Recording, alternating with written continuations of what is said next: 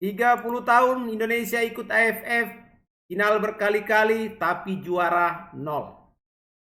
Sekarang John Hetman datang, grup berat menunggu. Apakah tahun 2026 akhirnya menjadi tahun bagi timnas Indonesia? Indonesia masuk di pot 3, satu grup dengan Vietnam dan Singapura. Pertanyaannya cuma satu, ini awal sejarah menjadi juara AFF atau mimpi buruk terulang kembali? Sobat-sobat Papatola, sebelum kita lanjut review analisa hasil drawing ini, AFF 2026, jangan lupa kalian untuk like, share, dan subscribe, serta berikan komentar-komentar terbaik di video-video Papatola TV. Baik, kita bedah satu-satu sobatku ya.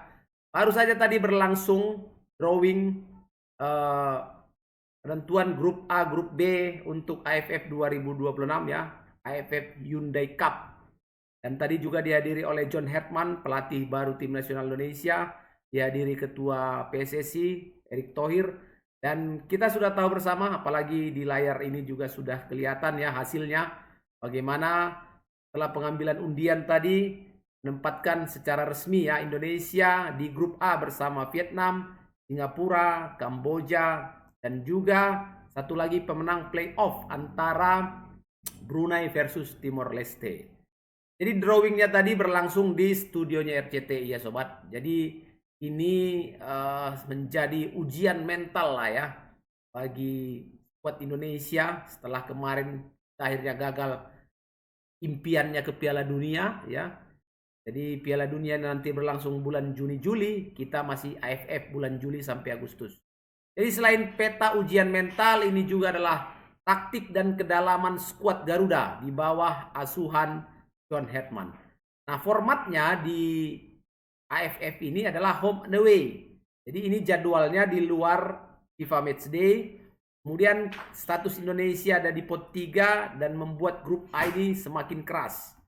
Tapi bukan mustahil ya. Mari kita bedah satu-satu. Untuk komposisi di grup A ya, di mana ada Vietnam, dan ada Singapura, Indonesia, Kamboja. Jadi dua tim teratas yang akan lolos ke semifinal. Jadi target realistis Indonesia sih benarnya runner up realistis ya. Tapi juara grup juga harusnya sih bisa ya kalau menghadapi Vietnam, karena dengan skuad yang ada hari ini kan ini skuad yang semakin kuat gitu loh. Karena kemarin kita aja bisa mengalahkan Vietnam 2 kali baik di kandang sendiri maupun di Vietnam. Jadi ini bukan sekedar uji coba atau bukan coba-coba ya. Tapi ini adalah pertandingan resmi dan kita harus bisa menampilkan permainan terbaik. Kita tahu bahwa Vietnam adalah standar ya pertandingan standar tim bersama Thailand di Asia Tenggara. Jadi memang dia jadi favorit lah di grup A ya. Karakternya kita tahu disiplin, kolektif, dan juga agresif tanpa bola. Vietnam ini benchmarknya Asia Tenggara dalam 10 tahun terakhir. Mereka kuat di struktur 3-4-3 dan juga bisa mencair menjadi 3-5-2. Pressingnya ya bagus, tinggi dan rapi ya. Kalau mental bertanding nggak usah ditanya, stabil lah ya, terutama di laga-laga besar. Jadi catatan Papatola mengenai Vietnam ini, mereka akan sangat kuat ketika bermain di kandang. Nah, bagi Indonesia, memaksimalkan permainan di kandang dan kemudian juga mengambil hasil atau poin minimal imbang di kandang Vietnam itu sudah hal yang luar biasa ya. Di kesimpulan kita, bolehlah kita anggap dulu Vietnam yang akan menjadi juara grup, tapi bukan berarti kita tidak bisa mengalahkan Vietnam ya, baik di kandang sendiri maupun nanti di tandang. Penting Indonesia disiplin dan juga efisien dalam bermain.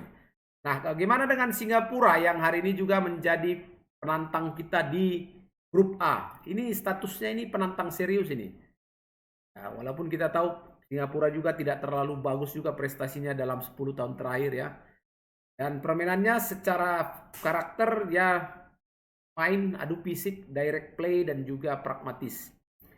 Vietnam mungkin Singapura mungkin tidak seatraktif Vietnam, tapi mereka sangat kuat dalam transisi cepat ya, berbahaya juga lewat bola-bola mati dan punya pengalaman di turnamen yang matang ya. Mereka juga sudah punya punya gelar juara di AFF. Jadi laga kuncinya adalah bagaimana pertemuan Indonesia menghadapi Singapura untuk penentuan posisi runner up atau paling tidak mengamankan posisi runner up. Jika Indonesia gagal menang, wah, amat bahaya nih peluang semifinal. Bisa langsung goyah ini. Nah, kalau Kamboja kita anggap selalu menjadi kuda hitam, ya. Tapi begitupun ini kuda hitam yang sudah mulai naik kelasnya, bukan lagi lawan empuk bagi tim-tim ASEAN. Mereka sudah lebih rapi secara organisasi, kemudian sudah berani menyerang, ya, terutama kalau bermain di kandang. Dan juga ini sering menyulitkan lawan-lawan nih kalau lengah. Ya, jadi kalau kita meremehkan Kamboja, ini sama dengan kita bunuh diri poin ini. Jadi menghadapi Kamboja wajiblah 6 poin ya, main di kandang maupun di tandang. Kalau Timor Leste dan Brunei kita belum terlalu banyak membahas karena kita belum tahu yang mana yang akan masuk ya. Tapi paling tidak Indonesia saat ini di bawah asuhan John Hetman kita berharap ya, meskipun kita masuk dianggap pot 3 tapi itu bukan aib ya, karena memang perhitungannya pot 1, 2, 3, 4, 5 itu dilihat prestasinya di 2 edisi AFF sebelumnya. Jadi masuk di pot 3 ini tentu mengurangi beban ekspektasi. Nah, kemudian ini memaksa kita, tim nasional, untuk fokus dan realistis lah ya. Bentuk mental underdog yang berbahaya ini akhirnya menjadi satu pelajaran yang bagus juga. Dan tantangan besar sudah menanti kita. Ya, turnamen di luar FIFA Matchday. Potensi absennya pemain diaspora. Jadi nggak mungkin ini panggil pemain-pemain diaspora yang berada di Eropa. Kecuali nanti di akhir-akhir atau di mana ya, di sesi waktu libur Liga Eropa. Sekarang bagaimana ketergantungan kita terhadap pemain muda dan pemain Liga 1. Jadi bagi John Herman, menurut Papatola ini adalah ujian awal menuju sejarah. Dia harus tahu bahwa Indonesia itu tidak pernah juara AFF. Ini mau tidak mau dia harus berani untuk memberikan keyakinan bersama John Hetman Indonesia bisa juara. Harus begitu dong, ya kan? Nah, kita belum tahu nih seperti apa sebetulnya realistisnya kekuatan dari tim kita di bawah asuhan John Hetman karena belum pernah bertanding kan. Tapi paling tidak John Hetman dari pengalamannya kita tahu dia spesialis team building ya dan mentalitas turnamen. Gimana dia membangun sepak bola putra-putri Kanada sampai lolos Piala Dunia itu. Dua-duanya ya lolos Piala Dunia itu kan menjadi sebuah sebuah hal yang luar biasa itu. Bahwa pengalaman tim-tim non unggulan ya bisa bicara di turnamen besar. Dan dia kuat dalam struktur, disiplin dan tentunya juga progres. Bagi Papatola kunci sukses Hetman di AFF 2026 ini adalah dia paling tidak bisa dulu membuat sesuatu yang bagus terhadap manajemen ego dan ekspektasi. Itu dululah. Dia frame dulu, dia bingkai dulu itu. Bagaimana memanage ego dan juga ekspektasi. Karena luar biasa memang ekspektasi seluruh komponen sepak bola di Indonesia ini. Ya, federasinya, pemainnya, liganya, masyarakatnya, supporternya luar biasa.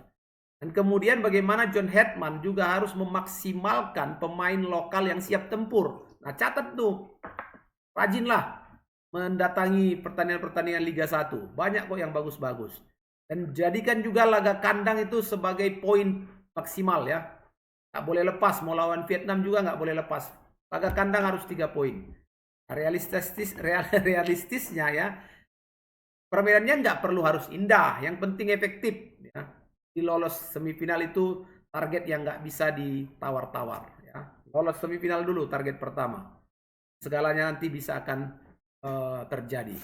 Jadi waktunya memutus kutukan menurut Papatola ya. 30 tahun loh ya. Selama 30 tahun AFF selalu dekat tapi tak pernah jadi milik Indonesia. Masuk final selalu runner up.